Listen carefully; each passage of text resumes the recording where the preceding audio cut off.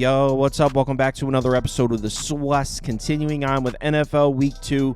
Cleveland on the road in Jacksonville. Let's go. Welcome to the SWUS. The SWUS. SWUS. Hey, get the SWUS. All right, like I said, we got the Browns, Jags in Jacksonville. Looks like the Jags are laying 3 right now at the time of recording. Line was 2.5, then it got bought all the way up to 3.5. Looks like it's settling back down at 3. As far as the pie charts that you guys wanted, again, not a big fan of this data, but for those that are interested, according to the data they're providing us, public is coming in on Cleveland with the sharp action coming in on Jacksonville, which honestly doesn't even make sense because based on what we saw last week, you would think the public would be all over the Jags here fading Deshaun Watson in Cleveland, but that's the data they're giving us. So let's go ahead and get into this one. We'll start with some head-to-head history. Cleveland beat this team last year. 31-27 was the final score. That was in Cleveland. Before that, Jacksonville has kind of owned this series. 3-1 in the previous 4-0 against the spread, but we're talking about years ago, so who cares? Let's go ahead and get into it. So Deshaun Watson, not the strongest start to the season, and look, he's been injured a couple times, and we kind of keep putting this off, coming out and saying it, but this is starting to look like a disappointment as far as Cleveland signing this dude long term. His numbers in Houston compared to his numbers in Cleveland, they're not even in the same stratosphere. Passer rating with the Texans, 104.5 compared to 78.1 with the Browns. Completion percentage way down. Yards per attempt way down. No question, they have not gotten the production that they were hoping to pay for. He started off with a really ugly-looking effort against the Cowboys, 169 passing yards, 3.8 yards per attempt. He was sacked 6 times, a 9.3 QBR. Now, you can put some of that on the fact that he was under a lot of pressure. He was pressured on 42.9% of dropbacks. That was third most of any quarterback in the NFL in Week 1. So certainly the Cowboys were coming after him. So he's absolved of some of the blame here. But the way he handled the pressure was pretty awful here. Granted, we always see a drop-off in quarterback production when pressured and when given a clean pocket. But 5 of 15, 20 yards. 15 dropbacks, 20 passing yards, 42.4 passer rating. So yeah, he did not handle the pressure well at all.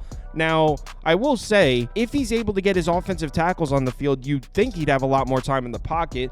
Jedrick Wills, Jack Conklin, we thought they were going to be ready to go for Week 1, or at least we suspected they might be. That's why I bet Browns money line. I bet it back in August, thinking the Browns tackles are back, and the Cowboys had injuries on their offensive line, actually. Turns out it was the opposite. The Cowboys' offensive line came out completely healthy. The Browns went into Week 1 without both their offensive tackles. Now, I'm recording this on Friday, and as I'm recording this, both of these guys have participated in light practice, so maybe we're going to see them out on the field, but we've seen them participate in light practice before. So until I actually see these guys on the field with their helmets on, I'm not going to believe they're coming back. I'm going to need to see it to believe it at this point. Keep in mind, these guys missed most of last year also.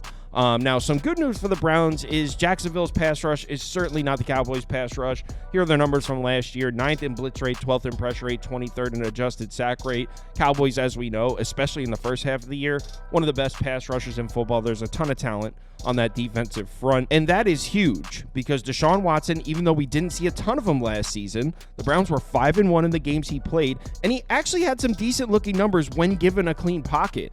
Turnover-worthy play rate quadruples when pressured, from a 1.0% to a 4.4%. So based on what we saw last season, if you're able to give Deshaun Watson a clean pocket, he can still be a formidable quarterback in the NFL, at least we think, based on the limited size we saw last year. Now, something else we need to take note of here with the Jacksonville defense, last year they ran a ton of zone coverage. They were 5th in the NFL in zone coverage frequency. But remember, they got a new defensive coordinator. They brought in Nielsen from the Falcons, and in Week 1, they ran more man coverage than anyone else in the NFL. 73% of their defensive snaps in coverage were in man coverage. That's significant as well, because Deshaun Watson, again, we saw a limited sample size, 6 games last year, but he was much better against man coverage. Over 64% completions, a 102.3 passer rating, defensive adjusted yards above replacement, plus 124 against man, minus 101 against zone. Look at the DVOA difference. I mean, night and day.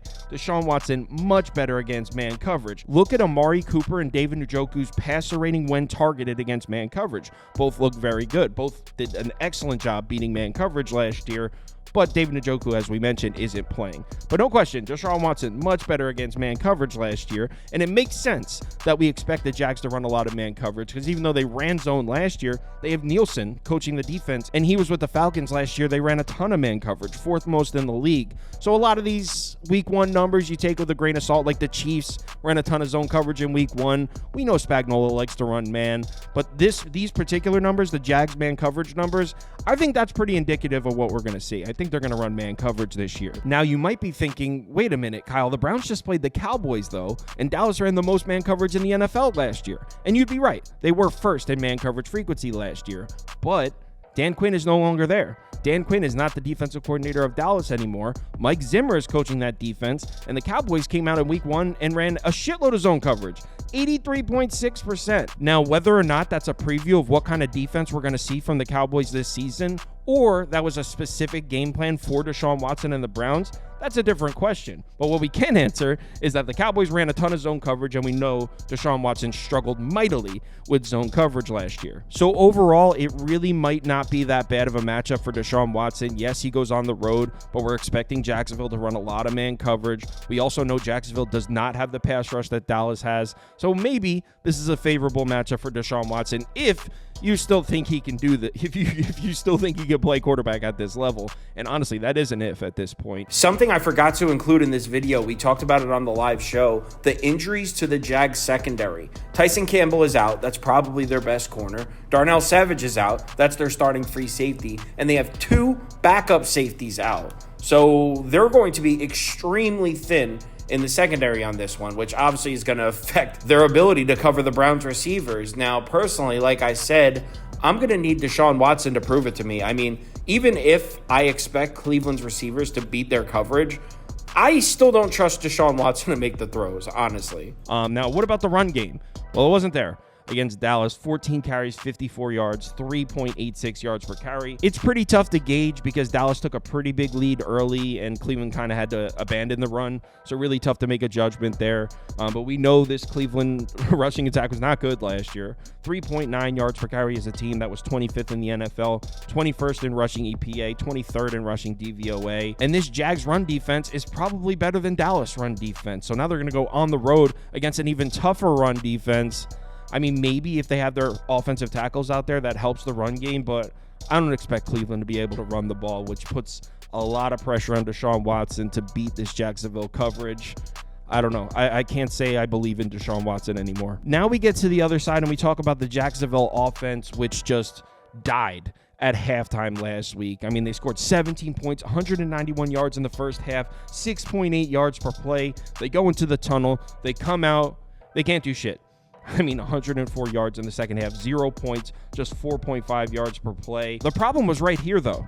2 of 11 on 3rd and 4th downs, just 18.1% on key downs. That's a killer right there. That's the difference. Because if you actually look at the numbers and some of the box score numbers from Jacksonville's offense, I mean, Trevor Lawrence had a 97.7 passer rating. That was like 8th best in the NFL in week 1. Trevor Lawrence really wasn't bad. They got their rookie involved. Brian Thomas Jr. had 4 catches, 47 yards and a touchdown. They were able to run the ball, which was huge for Jacksonville because their run game died last year. They couldn't run the ball at all. 26 carries, 128 rushing yards, 4.9 yards per carry. So that's a great sign. You love to see that if you're a Jags fan. And that was against the Dolphins, who had a great run defense last year. They were actually 3rd in the NFL, allowing just 3.8 yards per carry.